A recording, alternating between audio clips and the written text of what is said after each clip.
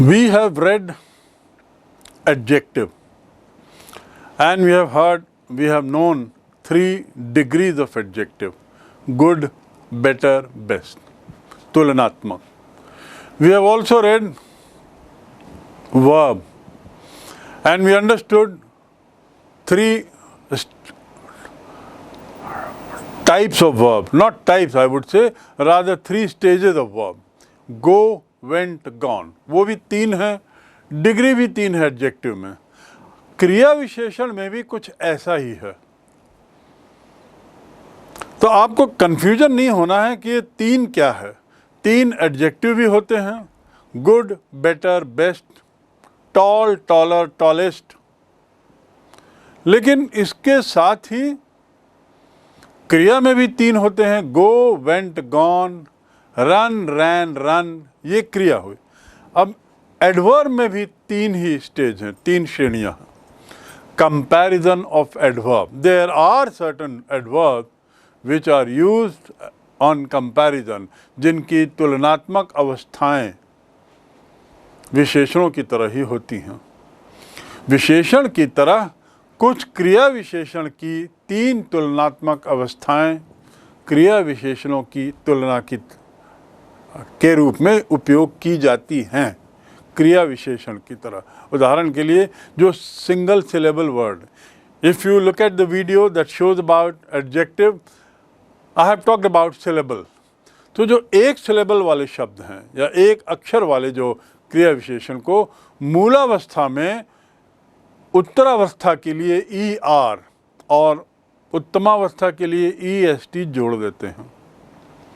मैं फिर से दोहरा दूं, वही डेफिनेशन जो विशेषण के लिए उपयोग किए, मूलावस्था में ई आर जोड़ दीजिए और उत्तमावस्था में ई एस टी जोड़ दीजिए यदि उनकी आपको डिग्री बदलनी है तो. क्रिया विशेषण में भी कई क्रिया विशेषण ऐसे हैं. उदाहरण के लिए fast, faster, fastest, hard, harder, hardest, soft, softer, softest. This is as and when you use these words as adverb. ये तो हो गया एक सिलेबल वाला, एक शब्द वाला उदाहरण. अब देखिए एल वाई से जो क्रिया विशेषण समाप्त होता है उसमें अधिकतर मोर और मोस्ट लगाते हैं. एल वाई से अंत होने वाले क्रिया विशेषण से पहले मोर और मोस्ट. मोर उत्तरावस्था में और मोस्ट उत्तमावस्था में. Positive, comparative, superlative. अंग्रेजी में यदि कहें तो मोर जो है वो कंपैरेटिव में आएगा और मोस्ट जो है वो सुपरलेटिव में आएगा. कब, कैसे शब्दों में? ऐसे adverb, such adverb which normally end up with ly, normally end up with ly, not as a law.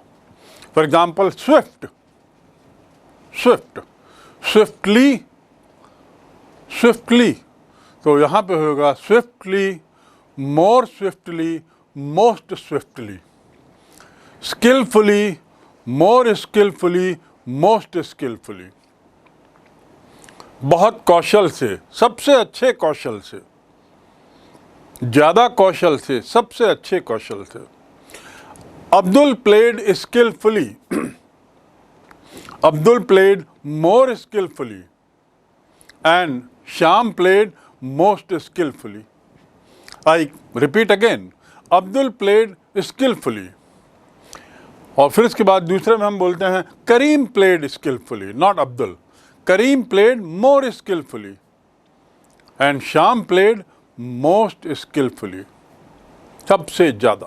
तो देखिए एल वाई के साथ अंत होने वाले अधिकतर एडवर्ब उसमें हम मोर और मोस्ट लगाते हैं कंपैरेटिव और सुपरलेटिव डिग्री में. लेकिन एक ध्यान दे दीजिए, अर्ली, मोर अर्ली और मोस्ट अर्ली नहीं होता. अर्ली, अर्लियर, अर्लीएस्ट, पहले, उससे पहले, सबसे पहले. पहले, उससे पहले, सबसे पहले। यहाँ पे ly से कंफ्यूज मत होइएगा। ये ly जो लगा है ये किसी शब्द के साथ नहीं लगा है। अब ये मत कहिएगा कि ईयर के साथ लगा है। ईयर का अर्थ तो कान होता है, कान के साथ लगा नहीं है ये ly। ये तो स्वयं में एक अलग शब्द ही है, अर्ली यानी पहले।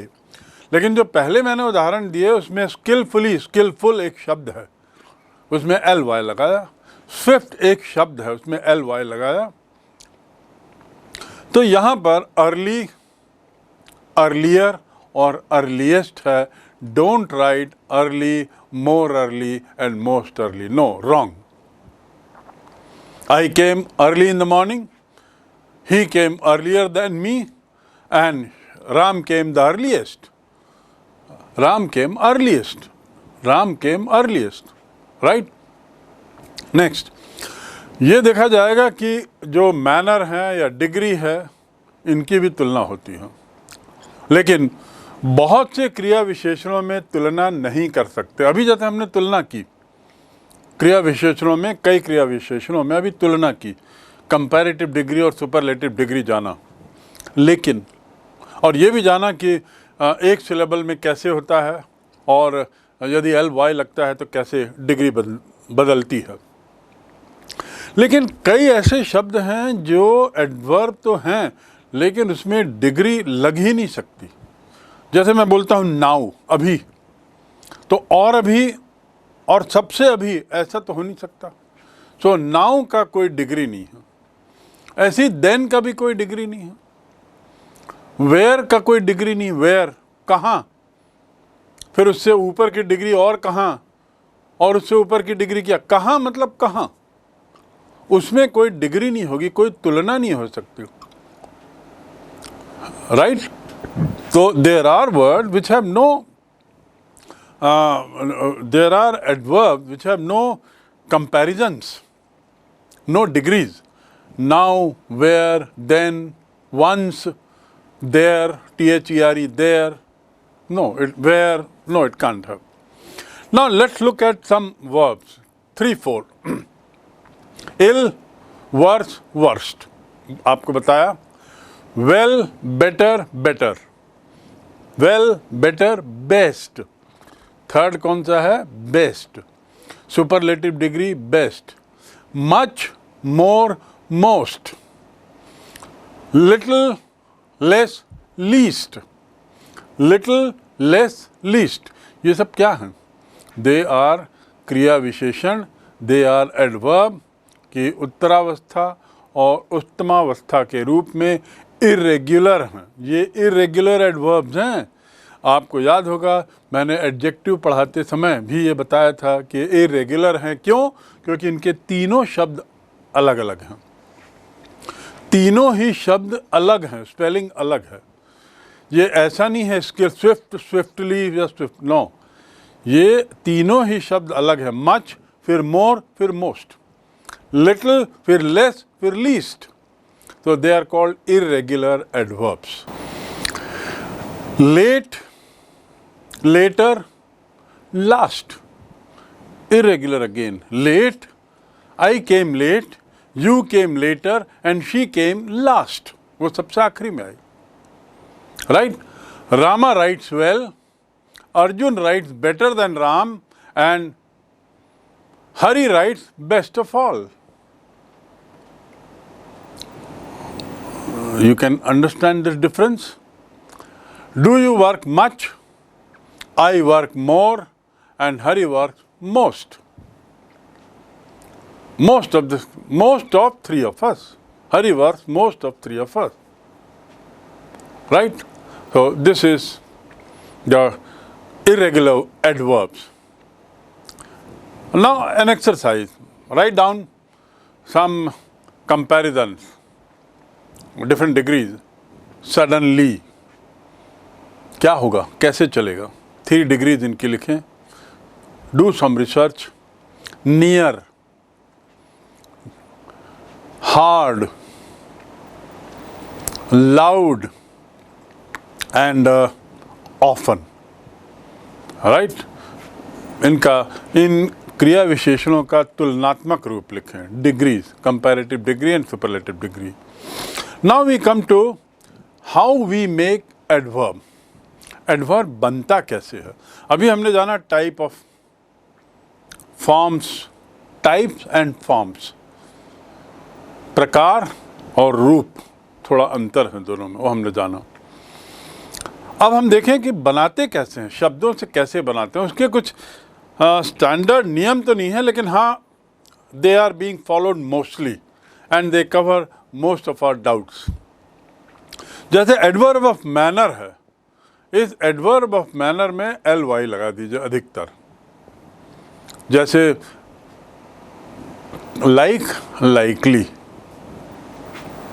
Like, likely, clever, cleverly, wise, wisely, kind, kindly.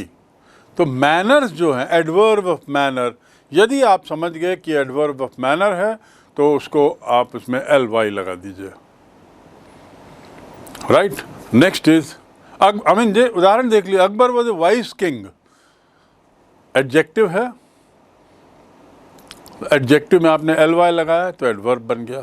So most of the adjectives, what I am trying to say is that most of the adjectives can be converted into adverb by adding ly to it.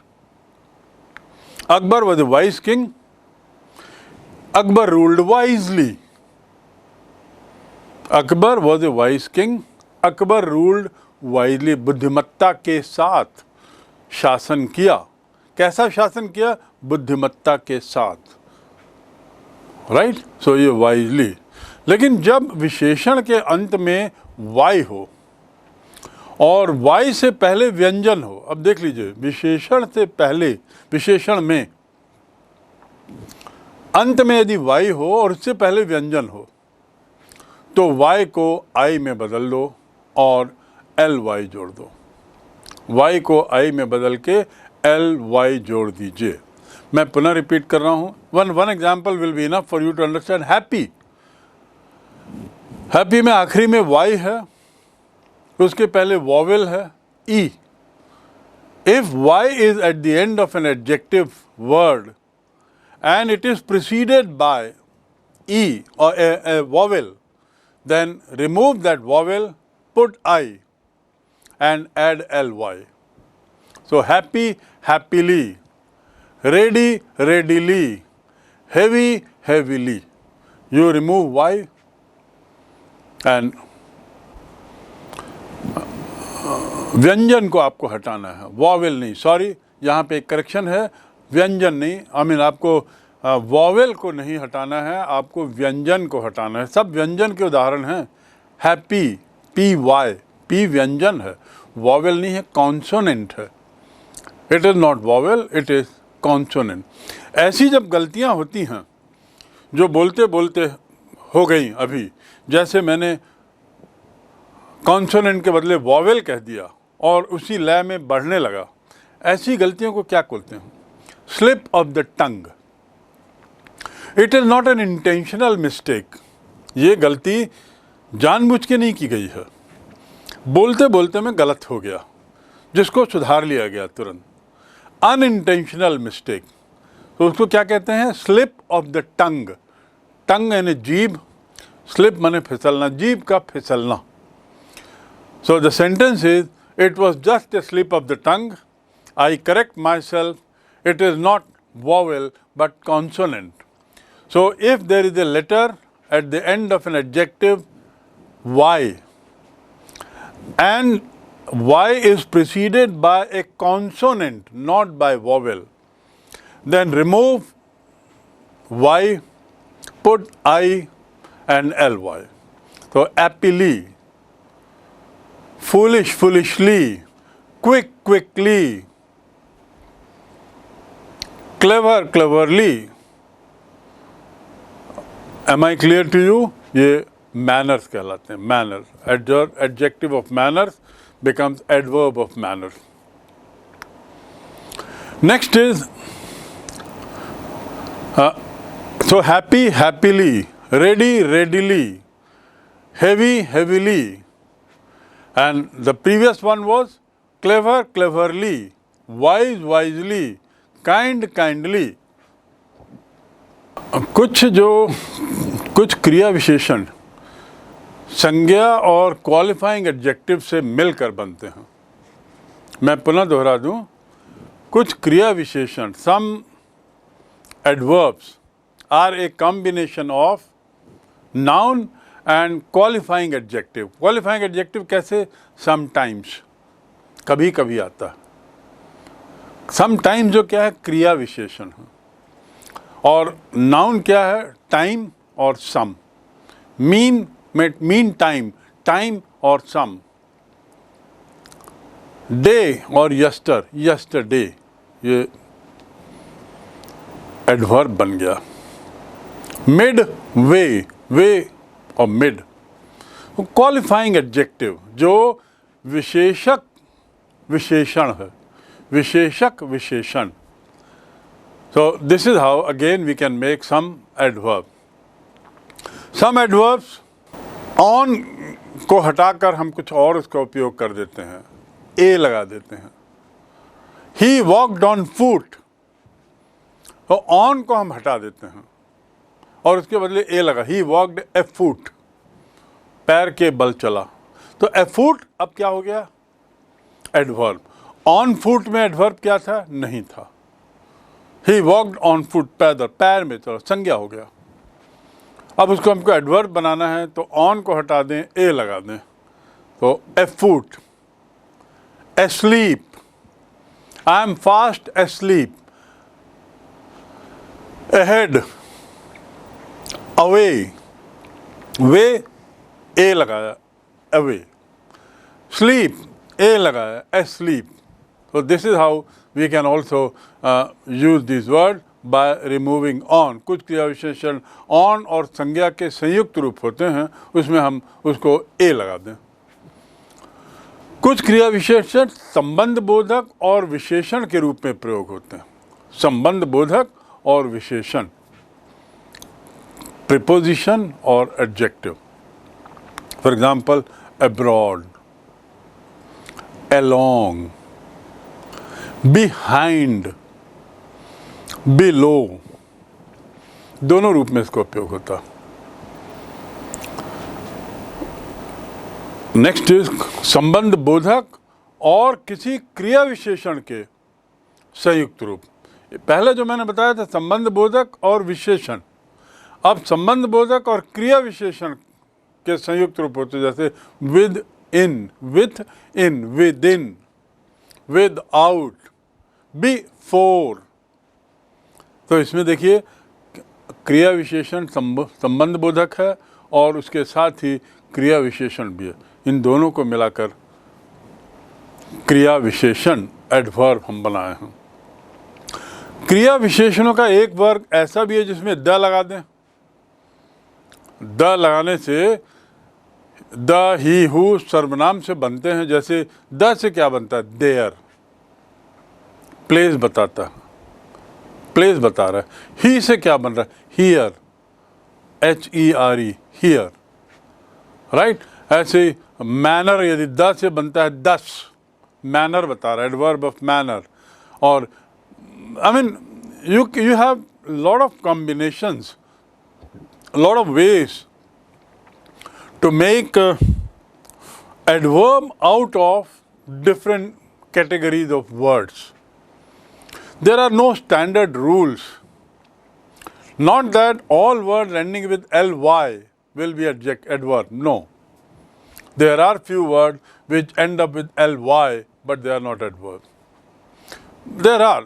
So what I am trying to say is that these are just general broad guidelines for your information.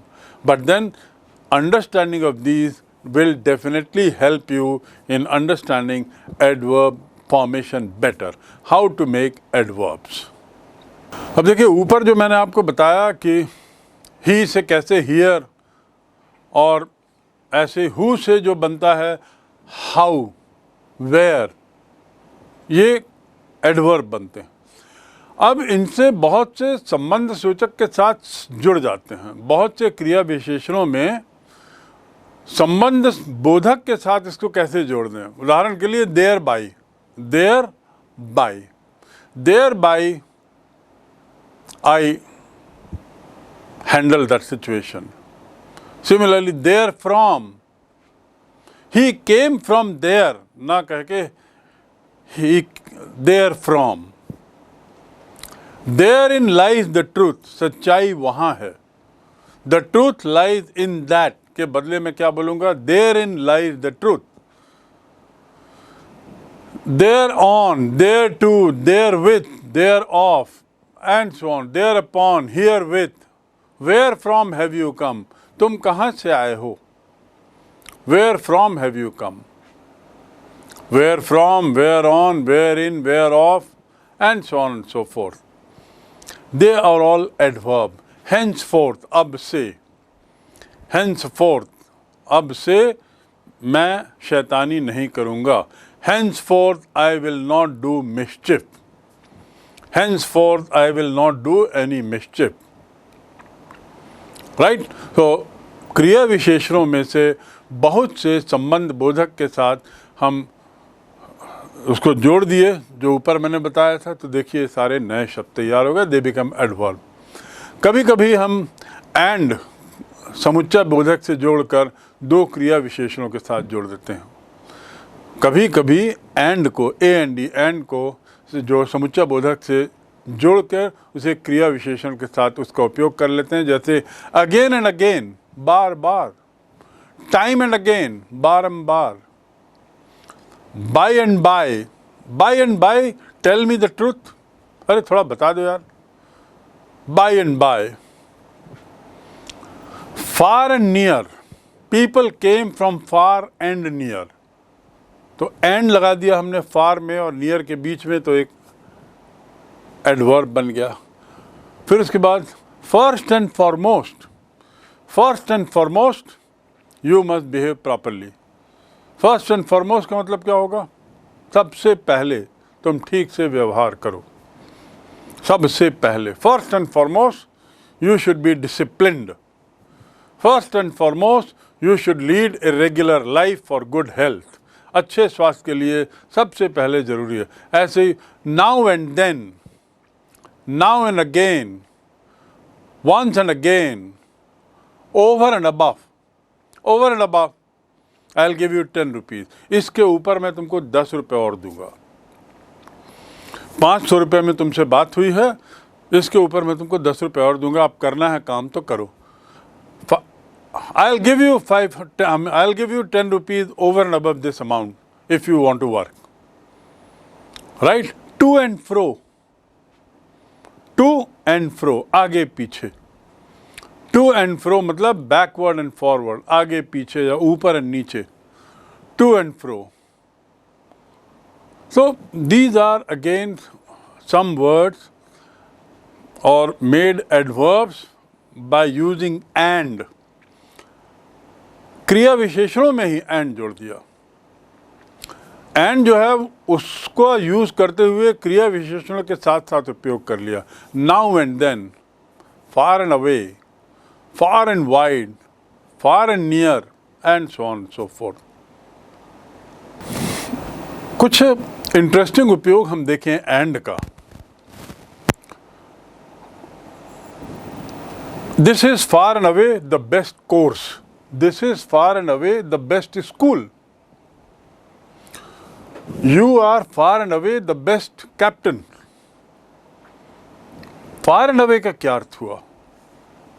जितने लोग हैं, जितने उपलब्ध हैं, जो कुछ उपलब्ध है उसमें तुम सबसे अच्छे कप्तान हो।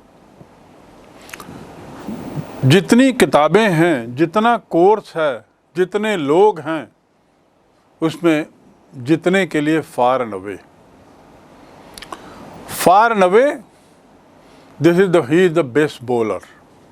जितने बॉलर हैं उसमें Bhuvneshwar is the best bowler, far and away. Every now and then he asks for food. Every now and then he asks for food. जब तब, इसका अनुवाद क्या होगा? जब तब। Every now and then, जब तब वह भोजन मांगता रहता है। Off and on we meet, off and on. He work 10 years off and on, he worked 10 years off and on. रुक रुक कर 10 साल तक रुक रुक कर लगातार मैंने रुक रुक के काम किया। ऑफ एंड ऑन, जब मौका मिला तब। सो एंड का उपयोग this is out and out, this is out and out a lie. अब आउट एंड आउट को देख लीजिए, सरासर। सरासर के लिए क्या बोल सकते हैं? Out and out. This is out and out a lie. He walked to and fro, आगे पीछे चलता रहा। He walked to and fro. So and के साथ देखिए कैसे हमने यूज़ किया है इसको, एडजेक्टिव के साथ या एडवर्ब के साथ जोड़ के कैसे इसको एक नया अर्थ दिया है, और बिल्कुल नया अर्थ बदल जाता है। फार एंड अवे में फार का एक अर्थ है, अवे का एक अर्थ है, पर फार एंड अवे यदि जोड़ दीजिए तो नया अर्थ निकलता है। नाउ एंड देन में नाउ का एक अर्थ है, देन का एक अर्थ है, लेकिन नाउ एंड देन का दूसरा अर्थ हो जाता है, बिल्कुल नया अर्थ हो जाता है। सो एंड जोड़ के हम बहुत से नए एडवर्ब्स बना सकते हैं। This is what is the message here.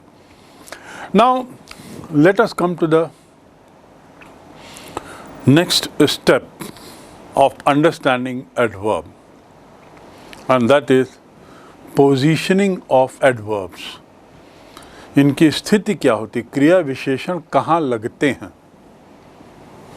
एक वाक्य बनता है, वाक्य रचना को अंग्रेजी में क्या कहते हैं? सिंटैक्स, SYNTAX, वाक्य रचना। हिंदी का एक वाक्य लें, राम बहुत अच्छा लड़का है। तो जो शब्दों का क्रम है वो सुनिश्चित है। लड़का राम अच्छा बहुत है ऐसा नहीं बोल सकते, है बहुत राम लड़का अच्छा नहीं बोल सकते। एक क्रम है, हर वाक्य का एक क्रम होता है। उस क्रम को हम बोलते हैं syntax, arrangement of word in a sentence. शब्दों की स्थिति एक वाक्य में, उसे अंग्रेजी में क्या कहते हैं? Syntax, SYNTAX। तो जो शब्दों का अरेंजमेंट है, इसमें एडवर्ब कहाँ पे आता है?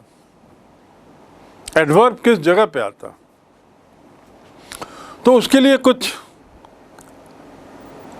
टिप्स हैं। मैं कहूँगा कुछ उसके लिए आपको एक इशारे हैं जिसके आधार पर आप एडवर्ब को सही जगह पर रख सकते हैं सिंटैक्स, सेंटेंस फॉर्मेशन में। फॉर एग्जाम्पल हाउ, हाउ प्रश्न का जो उत्तर देता है, हाउ पूछा तो उसका जो उत्तर आया, तो उस उत्तर को सामान्यतया क्रिया के पश्चात या एक कर्म होने पर उसके बाद रखते हैं। क्रिया के पश्चात या कर्म होने पर हाउ के साथ क्या होगा? How well, how fast, how quickly, how carefully, ऐसे ही तो पूछेंगे। तो यदि पूछा तो जो उत्तर आता है वो उत्तर कहाँ जाता है? क्रिया के बाद या एक कर्म के पूरा होने के पश्चात। उदाहरण के लिए, it is raining heavily, raining heavily, it is raining heavily, raining heavily. तो क्रिया के बाद आ रहा। The ship is going slowly, क्रिया के बाद आ रहा है।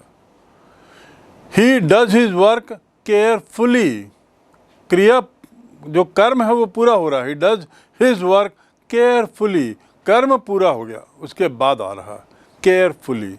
So this is one standard rule that you can apply to place an adverb at the right position in a sentence. एक वाक्य में सही जगह पर एडवर्ब को लाने के लिए ये नियम एक बहुत सामान्य नियम है। ऐसे ही जैसे हम कहते हैं हियर, देयर, एवरीवेयर और ऐसे ऐसे, उसमें now and then, away, today, एक कर्म होने पर उसके बाद रखते हैं। ये प्रायः क्रिया के पश्चात ये भी और या कर्म होने के बाद ही रहते हैं। So the rule is more or less same. After the verb or after the कर्म is over, the object is over. He will come here, I will go there, I met him yesterday. Met him, कर्म, object क्या है? Him, yesterday. तो normally क्रिया के बाद या कर्म के पूरा हो जाने के बाद।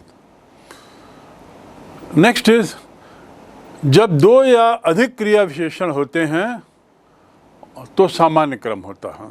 क्रिया के पश्चात यदि दो या उससे अधिक क्रिया विशेषण हो तो हम कैसे बोलेंगे? She sang well in the concert, sang well, she sang well in the concert।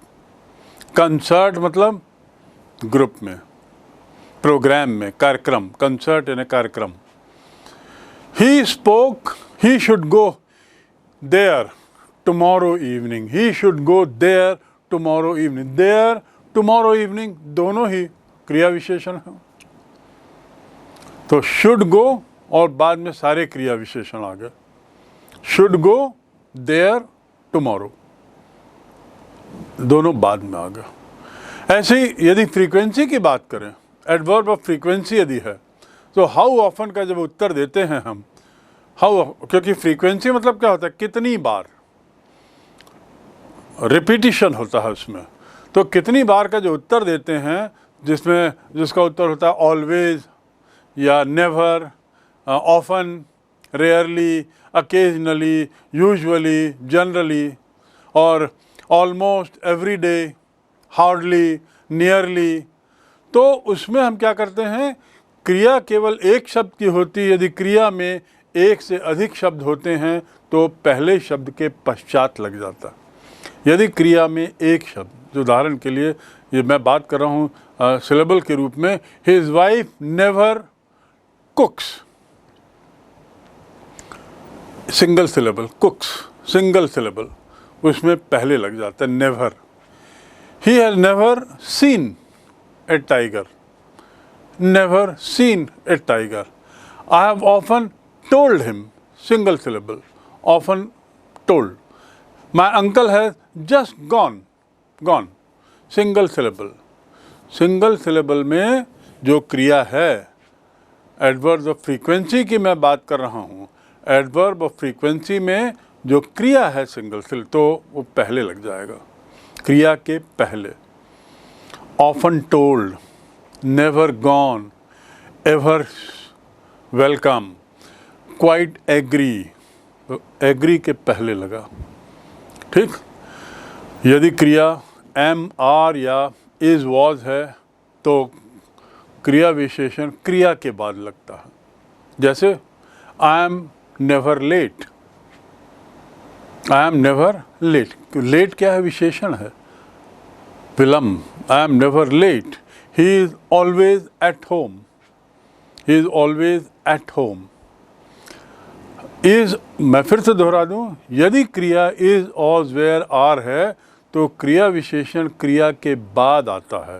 He is always, we are just out, I am never late. देख लीजिए क्या हो रहा है, एम, इज, आर, वॉज के बाद, तुरंत बाद क्रिया विशेषण आ जाता है। हैव टू और यूज्ड टू, ये एक अलग ढंग के शब्द हैं। हैव टू और यूज्ड टू, ये सहायक क्रियाएं हैं।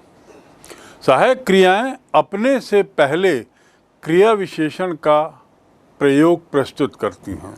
मैं पुनः दोहरा दूं, सहायक क्रियाएं जो हैं, सहायक क्रियाएं अपने से पहले, जैसे हैव टू के पहले या यूज टू के पहले आती हैं। I often have to, I often have to go. Often क्या है? क्रिया विशेषण। किसके पहले आ रहा है? हैव टू के पहले। I rarely used to eat, rarely क्या है? एडवर्ब है, यूज्ड टू के पहले। तो यूज्ड टू और हैव टू उसके पहले क्रिया विशेषण आ जाता है। अगला, जब कोई क्रिया विशेषण या अन्य क्रिया विशेषण को स्पर्श करता है, जब कोई क्रिया विशेषण विशेषण को या अन्य क्रिया विशेषण को बताता है तो क्रिया विशेषण उसके पहले आ जाता है। Ram is rather lazy, Ram is a rather lazy boy. The dog was quite dead. किस चीज़ का उदाहरण है? जब कोई क्रिया विशेषण विशेषण या क्रिया विशेषण को बताता है, क्रिया विशेषण एडवर्ब या तो एडजेक्टिव को या किसी एडवर्ब को बताता है, तो ये जो एडवर्ब है वो उसके पहले आ जाता है। Lazy boy, rather lazy boy, quite dead. The book is very interesting. Do not speak so fast, fast Tej adjective है, सो फास्ट बहुत तेज, तो एडजेक्टिव के पहले आ गया। इनफ में क्या होता है? यदि इनफ शब्द का उपयोग होता है तो इनफ हमेशा उस शब्द के बाद आता है जिसके लिए उसका उपयोग किया है। इनफ उस शब्द के बाद पहले आता है जिसके लिए उसका उपयोग किया। जैसे this book is big enough, this book is big enough. Is the box big enough? तो क्या हुआ यहाँ पे? आप देखेंगे बिग जो है विशेषण पहले आया और एडवर्ब बाद में आया। एडजेक्टिव पहले है और एडवर्ब बाद में है। Similarly, he was rash enough to interrupt, rash enough to interrupt. The last is he spoke loud enough. क्रिया पहले आ गई, इनफ बाद में आया, लाउड इनफ। दूसरे शब्दों में इनफ उस शब्द के बाद आता है जिसके लिए उसका उपयोग होता है। लाउड के लिए इनफ का उपयोग हुआ, बिग के लिए इनफ का उपयोग हुआ, और रैश इनफ में रैश के लिए उपयोग हुआ, तो उसके बाद इनफ आ रहा है। अब ओनली को देखिए, ओनली शब्द, ओनली मतलब केवल, इसका उपयोग कहाँ होता है? जिसके लिए उसका उपयोग है उसके ठीक पहले। जिसके लिए केवल का, मैंने केवल 2 सवाल किए, तो केवल शब्द किसके लिए है? 2 सवाल के लिए। मैंने केवल 2 सवाल किया, मैं केवल 3 घंटा पढ़ा, तो only 3 hours. I read only 3 hours. I worked only 2 sums. तो ओनली उसके पहले जिसके लिए उसका उपयोग हो रहा, तो ओनली को और आगे पीछे लगाने की जरूरत नहीं, ओनली उसी के पहले आ जाएगा। हाँ, मौखिक अंग्रेजी में कई बार फिर भी हम ओनली को आगे पीछे कर देते हैं। आई ओनली वर्क 2 आवर्स, लेकिन ये कम्युनिकेटिव इंग्लिश है। लेकिन रिटन लिटरेरी इंग्लिश में लिखने के लिए ओनली को कहाँ लगाते हैं? ठीक उस शब्द के पहले जिसके लिए ओनली का उपयोग किया है। ओनली 2 सम, केवल 2 सवाल, मात्र 5 घंटा। केवल या मात्र का अर्थ ही है ओनली।